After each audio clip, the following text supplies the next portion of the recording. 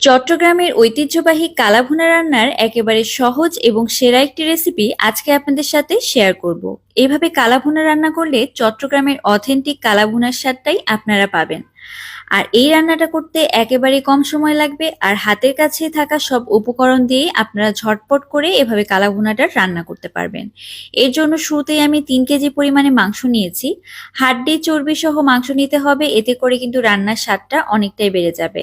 কিছু গরম মসলা দিয়ে দিলাম, আর তার সাথে গোটা মশলা দিয়েছি, যেমন দারুচিনি, এলাচ, লবঙ্গ, জয়ফল, জয়ত্রী, স্টার মশলা। তার সাথে কাবাব চিনি দিয়ে দিয়েছি, পেঁয়াজের কুচি দিয়ে দিলাম, তার সাথে ভাজা শুকনা মরিচ, পেঁয়াজের বেরেস্তা দিয়ে দিয়েছি। আর এখন দিয়ে দিব হচ্ছে আদা বাটা এবং রসুন বাটা।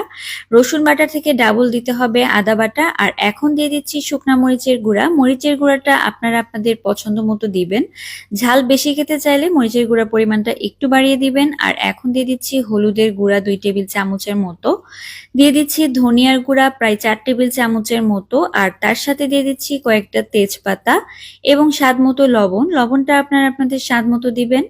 আর এই পর্যায়ে দিয়ে দিচ্ছি গরম মশলার গুঁড়া 2 চা চামচ পরিমাণে। এটা আমার বাসায় বানানো গরম মশলা, আপনারা যে কোনো গরম মশলাই দিতে পারেন। আর এই পর্যায়ে দিয়ে দিব 4 টেবিল চামচ পরিমাণে জিরার গুঁড়া। আর এখন দিয়ে দিব সরিষার তেল। কালাভুনা রান্নায় কিন্তু অবশ্যই সরিষার তেল ব্যবহার করতে হবে। সরিষার তেল ছাড়া কিন্তু কালাভুনার আসল স্বাদ এবং রংটা আপনারা পাবেন না।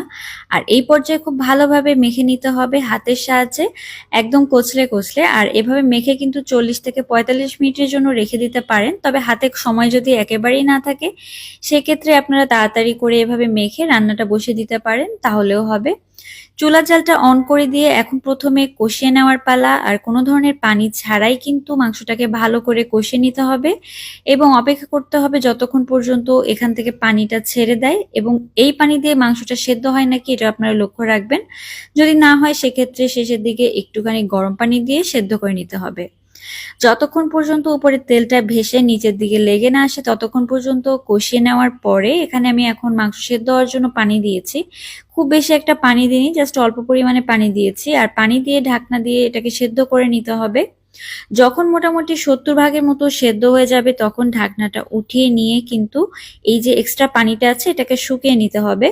চুলার জাল হাই করে এটাকে এখন আমি ভালো করে শুকিয়ে নিব। আর এই পর্যায়ে দিয়ে দিচ্ছি রাঁধুনি মশলা। এটা কিন্তু রাঁধুনি প্যাকেট মশলা না, এটা নামই হচ্ছে রাঁধুনি মশলা। যে কোনো মশলার দোকানে গিয়ে বললেই হবে যে আমার রাঁধুনি মশলা লাগবে, তাহলে আপনাদেরকে এই মশলাটা দিবে। খুব অল্প দামেই পাওয়া যায়। আর এটার ব্যবহারও কিন্তু একদম অল্প করে করতে হয়, বেশি একটা দেওয়া যায় না, তাহলে অনেক বেশি সুঘ্রাণ চলে আসে। আর এই পর্যায়ে আমি আরেকটু নেড়েচেড়ে সবকিছুকে মিশিয়ে দিচ্ছি।